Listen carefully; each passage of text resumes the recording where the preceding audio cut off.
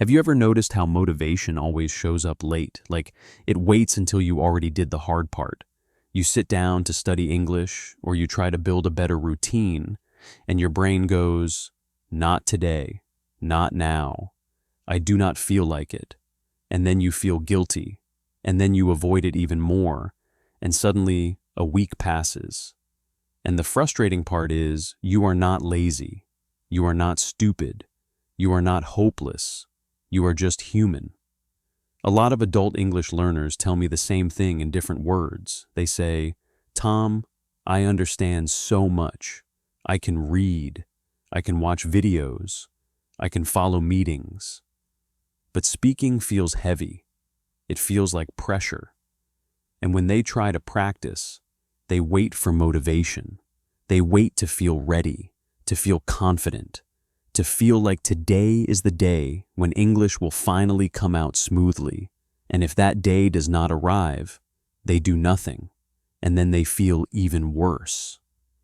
So let me tell you a bold truth that might actually make you feel relieved. Discipline is not a personality trait. Discipline is not something you either have or you do not have. Discipline is a system. It is a set of simple rules you follow when you are unmotivated. Because the real problem is not that you do not want to improve. The problem is that you are trying to improve only when you feel like it. And for adults with busy lives, that is a terrible plan. And I get it. You work. You take care of people. You have stress. You have days when your brain is full. And you also carry this extra emotional weight with English. The fear of sounding stupid, the fear of blanking out, the fear of making a simple mistake and then thinking about it all day. That fear drains motivation fast. So, if your plan is to wait until you feel confident, you might be waiting for a long time.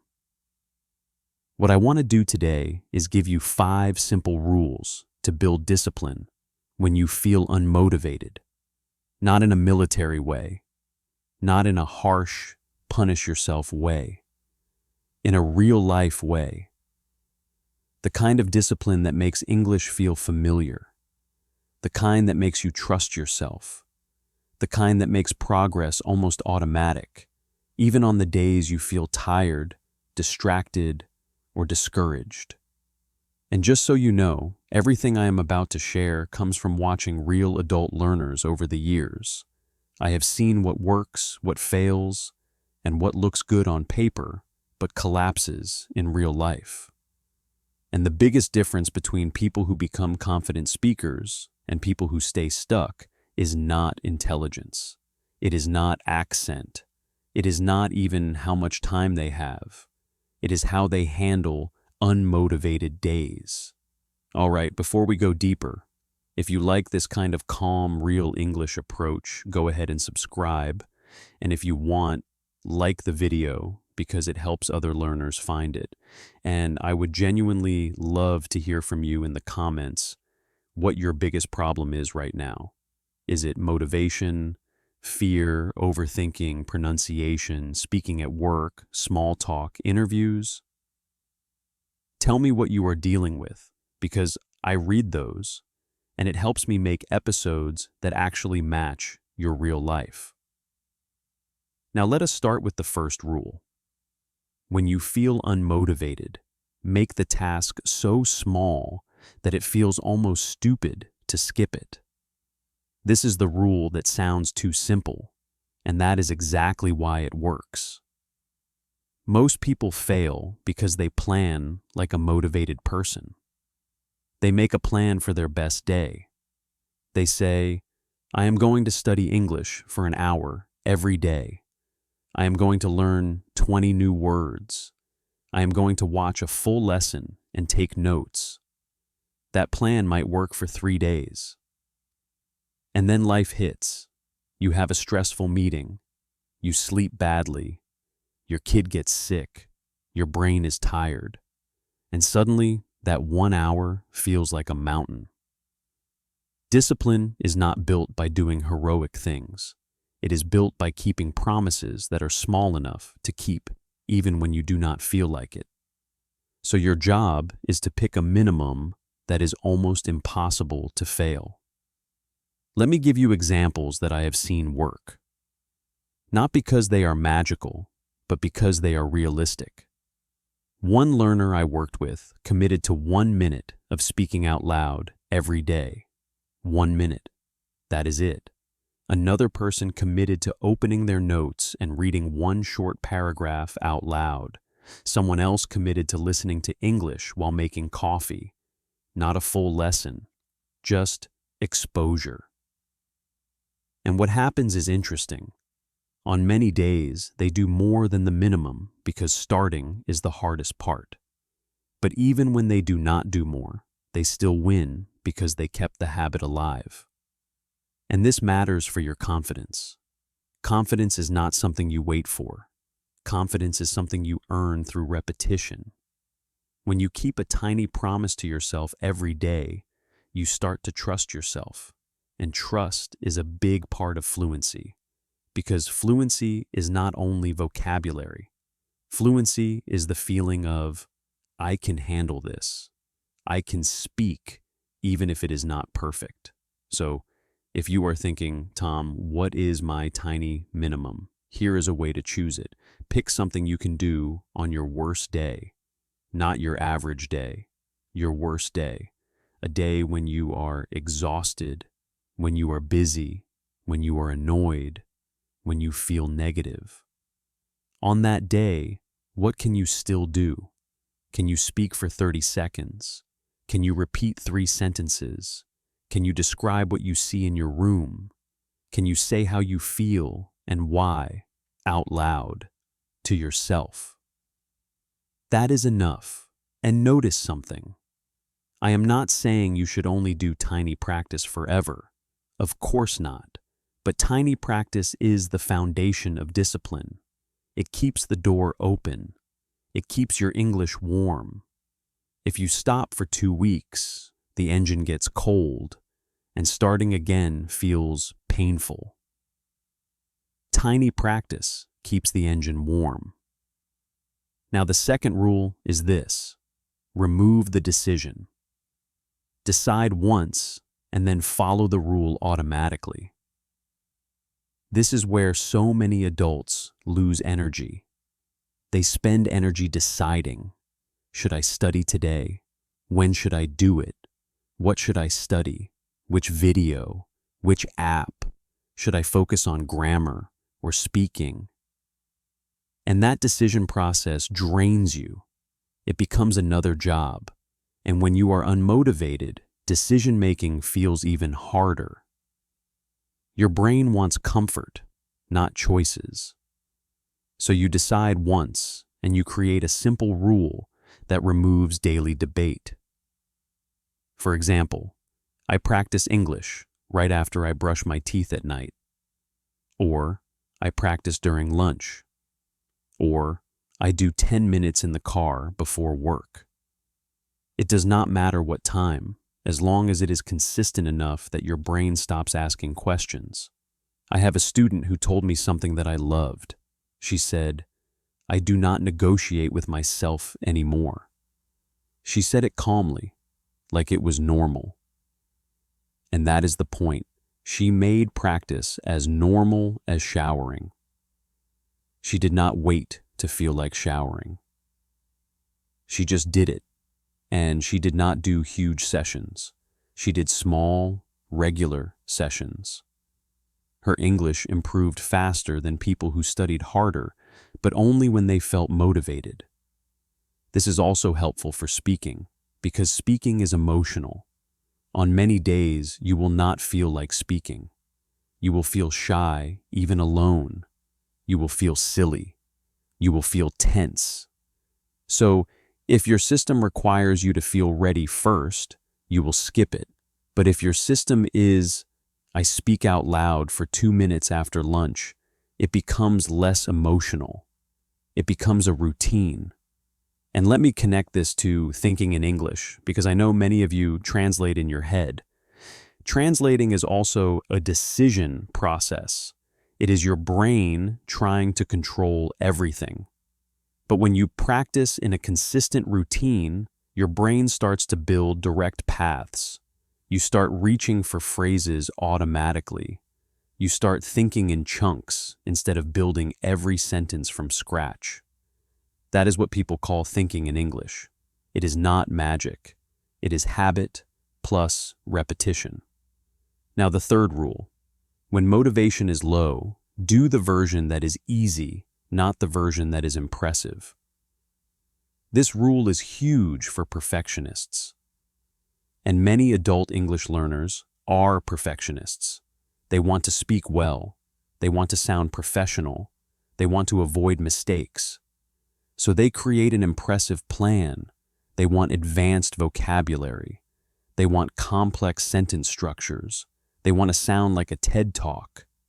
And then they freeze. Here is what I have learned as a teacher. The learners who improve the most are not trying to impress anyone during practice. Practice is messy. Practice is where you sound simple. Practice is where you repeat the same basic phrases again and again. Practice is where you say, "Today was a busy day. I felt stressed because of work. I need to rest tonight."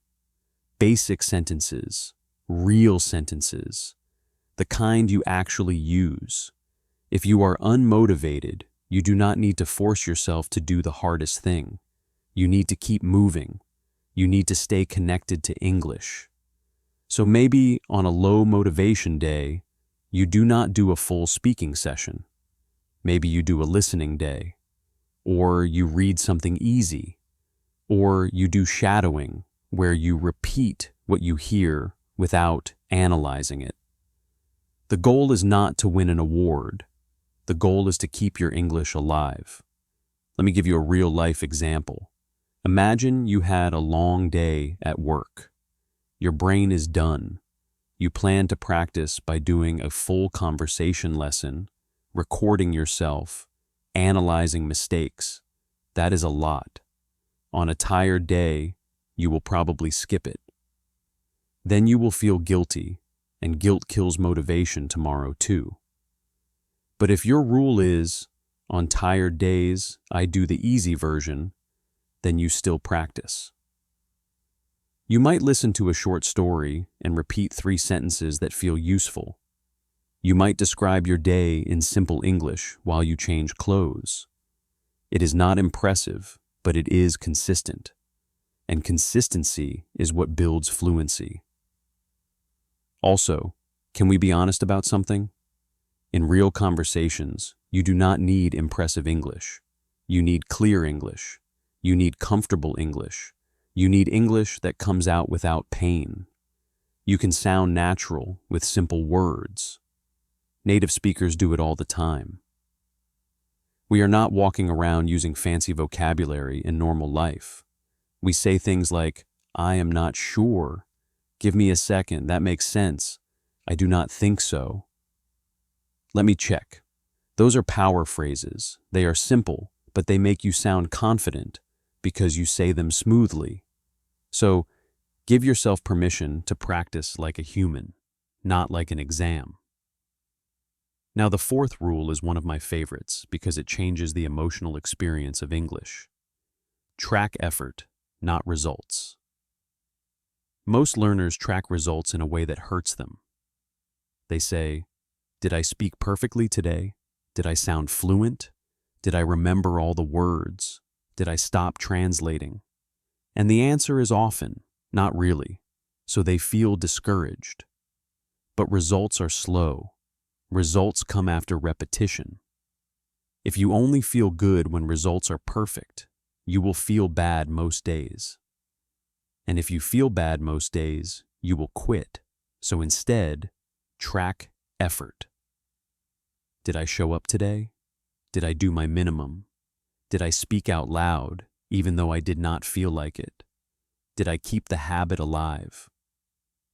That is a win. And if you start counting wins differently, your motivation changes because now you are successful more often. And when you feel successful, you want to continue.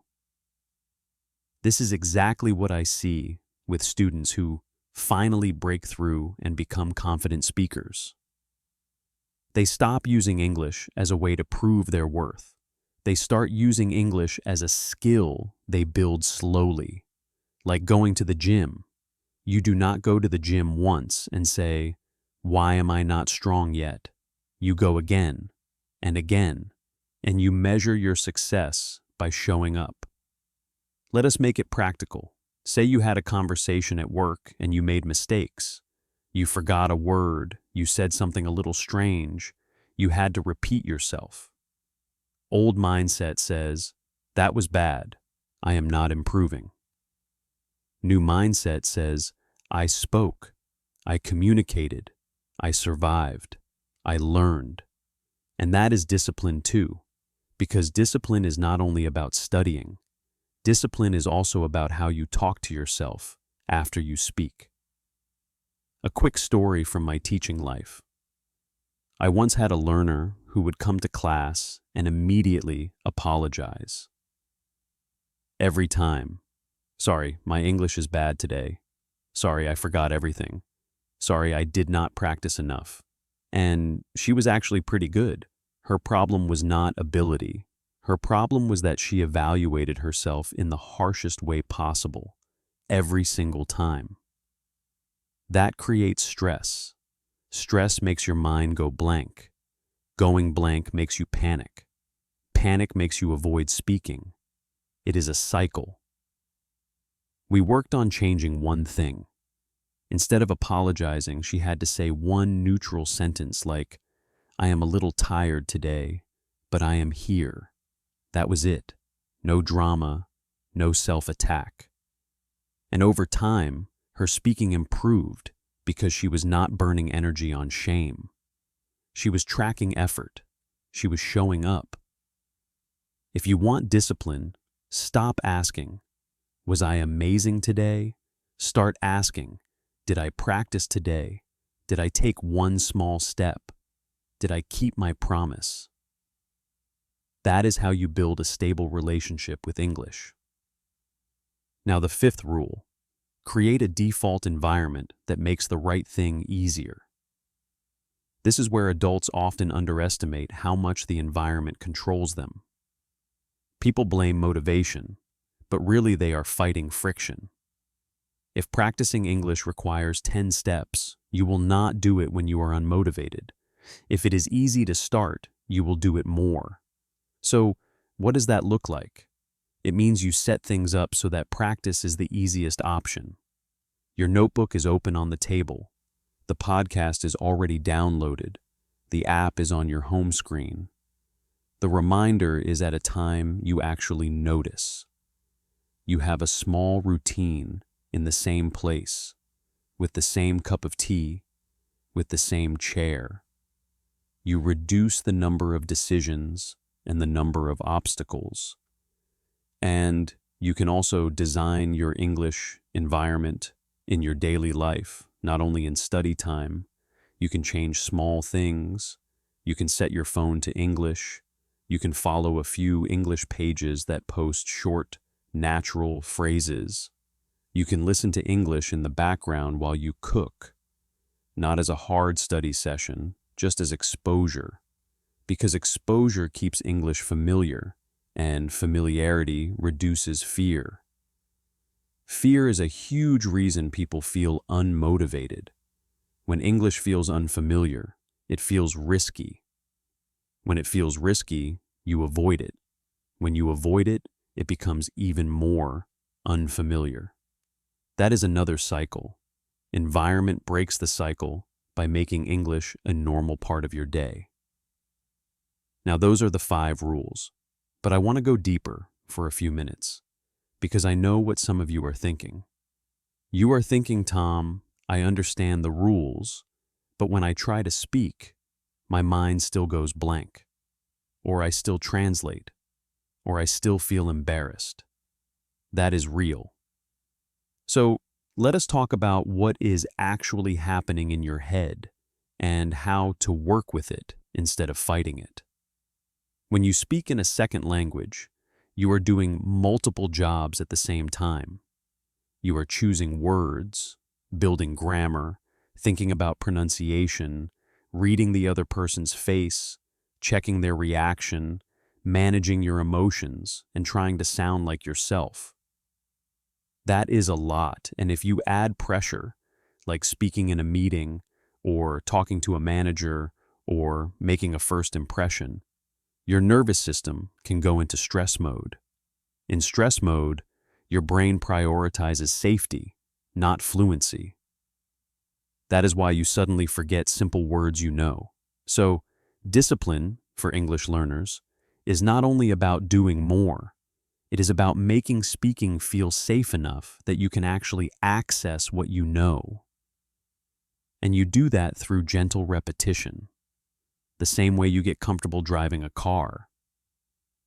At first it is scary because there are too many things to track, but after repetition, your body relaxes. You stop thinking about every move. Speaking is the same.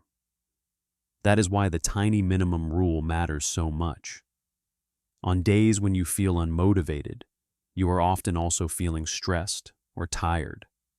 If you force a big task, you create more stress, and then English feels even worse. But if you do a tiny task, you send yourself a message. English is not dangerous. English is normal. I can do a little even when I am tired. That message builds calm confidence over time. And about translating. Translating is not evil. It is normal. It is what your brain does when it is not yet automatic. But you can slowly train yourself to think more directly in English by practicing short, real phrases that match your life. Instead of trying to build every sentence from your native language, build an English toolbox. For example, think about what you say every day in your real life. At work, you might say, I will take a look. I will get back to you. I am working on it. I have a quick question. I agree. I am not sure. Can you clarify? In daily life, you might say, I am on my way. I will be there in 10 minutes. I am not feeling well. I am pretty tired. That sounds good. I do not mind. Let us do it later. These phrases are simple, but if you can say them without thinking, you feel fluent. And when you feel fluent, you speak more. When you speak more, you become more fluent. Another cycle, but this time, it is a good one. So here is something I want you to remember. Discipline is not pushing yourself to do painful things every day. Discipline is creating a life where English happens often enough that it becomes familiar. Familiar is the goal. Familiar is what removes fear. Familiar is what helps you stop translating so much. Now let me talk about a common trap I see. People try to rebuild discipline by using guilt and self-criticism. They say things like, I am so lazy, I have no willpower. Other people learn faster than me. I should be better by now. That voice might feel like it is trying to help you, but it does not. It makes English emotionally heavy. And when something feels heavy, you avoid it. The voice creates the problem it complains about. You can be serious about improving and still be kind to yourself. In fact, kindness is often more effective because it keeps you practicing. Think of the best coach you could imagine. A good coach does not scream at you for missing one shot. A good coach says, reset, focus, do the next rep. We are building something. That is the energy you need with English. So, when you miss a day, and you will miss days, the disciplined response is not shame. The disciplined response is returning to your minimum the next day. No drama, no punishment, just return. That is real discipline. Let us put this into real-life situations because I want you to imagine yourself actually using this. Picture a week where work is intense. Meetings, emails, deadlines. You get home and your brain is fried. Old version of you says, I plan to study for an hour, but I cannot, so I will do nothing. New version of you says, today is a minimum day. I will do 2 minutes. You put on your headphones, you listen to a short clip, you repeat a few lines. Maybe you say out loud, today was stressful. I had too many things to do. I am going to rest now. Done. 2 minutes. You kept the promise. You stayed connected to English. You still feel like the kind of person who practices. That identity is huge. Or imagine you are traveling. You are in a hotel or an airport. You feel self-conscious speaking. You worry about your accent. You worry about making mistakes. Discipline here is not forcing yourself to have long conversations with strangers. Discipline is doing small, brave moments. Asking a simple question, ordering food clearly, saying, could I get this to go? Or can you help me with this? And then letting it be imperfect. You do not need to perform, you just need to communicate. Or picture a work meeting where you have an idea but you hesitate. You are thinking of the perfect way to say it. You are translating. The conversation moves on. You stay quiet. This is where discipline can show up in a different way. The discipline to speak earlier with simpler English. The discipline to say, I have a quick thought, or one idea is, or even, sorry, can I jump in? And then say it simply. In real meetings, clear and early is often better than perfect and late. And yes, you will make mistakes. You will say, he go instead of he goes. You will use the wrong preposition. You will say something that sounds slightly strange. Welcome to speaking. Native speakers make mistakes too, especially when we are tired or speaking quickly. The difference is we do not punish ourselves for it. We just keep going. If you want real confidence, you have to practice continuing. Continuing is a skill. Many learners stop after a mistake. They freeze, they apologize, they restart the sentence 3 times. That makes everything feel worse. So part of discipline is practicing this habit. When you make a mistake, keep going. Correct it quickly if you want, or do not, but keep going. That is how conversations actually work.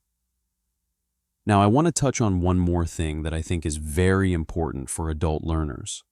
Discipline is easier when your goal is emotional, not abstract. If your goal is, I want to be fluent, that is too big and too unclear. It is hard to feel progress. But if your goal is, I want to feel calm when I speak, that is real. If your goal is, I want to stop being afraid of phone calls, that is real. If your goal is, I want to be able to explain my idea in a meeting without panic, that is real. Those goals connect to your life, and when a goal connects to your life, discipline feels less like homework and more like self-respect. So ask yourself, why do you want discipline with English? Not the textbook answer, the real answer. Is it to feel equal at work? Is it to stop feeling like a child when you speak? Is it to make friends? Is it to travel without stress? Is it to express your personality? That last one is big. Many learners feel like they lose their personality in English. They feel less funny, less intelligent, less warm. Discipline helps you get yourself back, little by little. Now let me give you a simple picture to hold in your mind on unmotivated days. Think of discipline as keeping the chain unbroken but gently, not perfectly, gently. If you do your minimum most days, and you do more on some days, over months, your English changes. Not in a dramatic movie moment, in a quiet way. One day you realize you answered a question at work without preparing.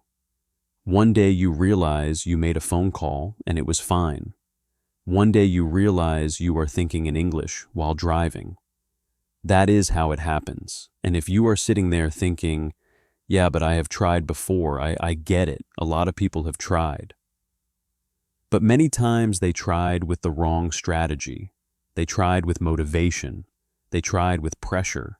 They tried with perfectionism. The approach I am giving you is different. It is built for the days you do not feel like it.